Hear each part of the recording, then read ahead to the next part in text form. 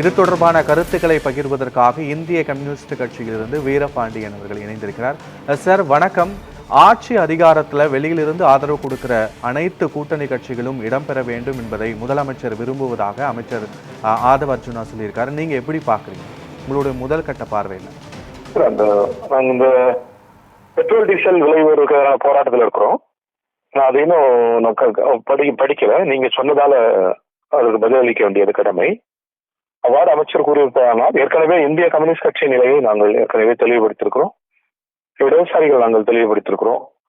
CPM விடுதலை சிறுத்தைகள் வெளியிலிருந்து ஆதரவளிப்பதாக நாங்கள் தெரிவித்திருக்கிறோம். இந்திய கம்யூனிஸ்ட் கட்சியை பொறுத்தவரை வெளியிலிருந்து ஆதரிக்கிறோம். மக்கள் தீர்ப்புக்கு நாங்கள் மதிப்பளித்து தமிழக வெற்றி கழகத்திற்கு ஆதரவளித்திருக்கிறோம். ஒன்று, இதன் மூலம் அரசியலில் மிக மிக மிக மிக கூர்மையான ஒரு இடம் ஆளுநர். இந்த இடைவெளியை பயன்படுத்தி ஆளுநர் ஆட்சி அமைந்து விடக்கூடாது. ஒன்று, மக்கள் அளித்த தீர்ப்புக்கு மதிப்பளிக்க வேண்டும். இரண்டு, இன்னொரு தேர்தல் திணிக்கப்பட்டு விடக்கூடாது. எல்லாவற்றுக்கும் மேலாக மக்கள் தமிழக வெற்றி கழகத்திற்கு ஆட்சி அமைக்க வாய்ப்பளித்திருக்கிறார்கள். தனிப்பெரும் கட்சியாக அது உருவெடுத்திருக்கிறது. எனவே அவர்கள் ஆட்சி அமைப்பதும் 5 ஆண்டுகளுக்கு அந்த ஆட்சி தொடருவதும் தான் ஜனநாயகம். அந்த வகையில் எந்த குறுக்கீடுகளும் இல்லாமல், எந்த சிலர் சொல்வது போல் வெளியில் நிர்பந்தங்கள் கல்லடி என்பது போல் இல்லாமல் நாங்கள் ஆதரவளிக்கிறோம். முன்னர் ஆட்சியில் தொடர்ந்த நலத்திட்டங்கள் தொடர வேண்டும்.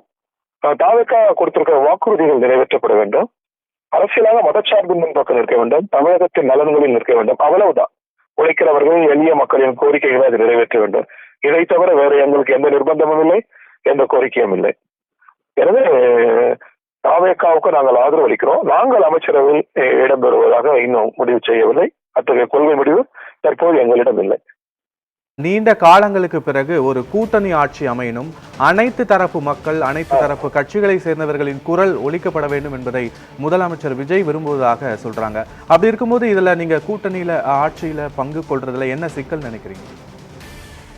இல்லை, எங்களை பொறுத்தவரை இப்பொழுது தற்போதைய சூழலில் ஒரு கொள்கை நிலையை இடதுசாரிகள் எடுத்திருக்கிறோம்.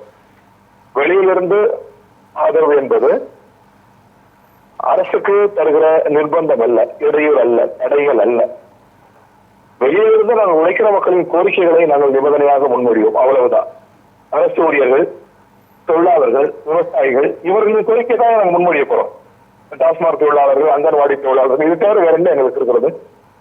எனவே இப்பொழுது எங்கள் கொள்கை நாங்கள் ஒரு நல்ல சூழலில் நல்ல ஒரு இடம் வருகிற போது அதற்குரிய கொள்கைகள், அதற்குரிய குறைந்தபட்ச செயல் திட்டங்கள் என்கிற அடிப்படையில் கூட்டணி ஆட்சியில் அமர்கிற அந்த கால சூழல் வரும்.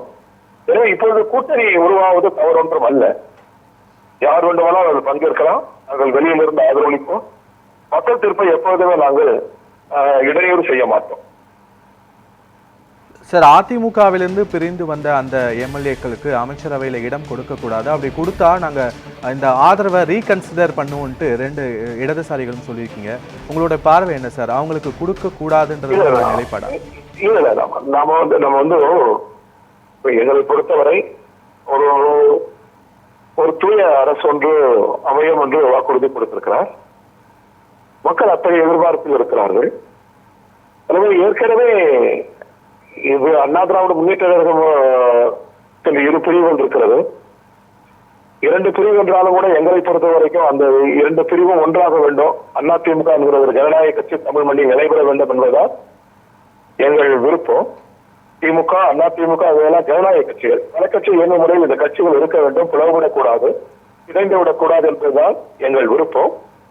ஆனால் அதே நேரத்தில் நாங்கள் அளித்த ஆதரவே போதும். இப்போது பெரும்பான்மை இருக்கிறது, இந்த ஆதரவே போதும். ஆனால் வெளியிலிருந்து ஏற்கனவே குற்றச்சாட்டுகளுக்கு ஆளானவர்கள், வழக்குகளில் இருப்பவர்கள், இவர்கள் ஆதரவை பெறுகிற போது இந்த அரசு ஏற்கனவே கொடுத்த வாக்குறுதியிலிருந்து தடுமாறுகள் அல்லவா, அது பிழையாகிவிடும் அல்லவா. எனவே இது குறித்து முதல்வர் தான் சிந்திக்க வேண்டும். நன்றி சார். இணைப்பில் உங்களுடைய கருத்துக்களை பதிவு செய்தமைக்கு நன்றி.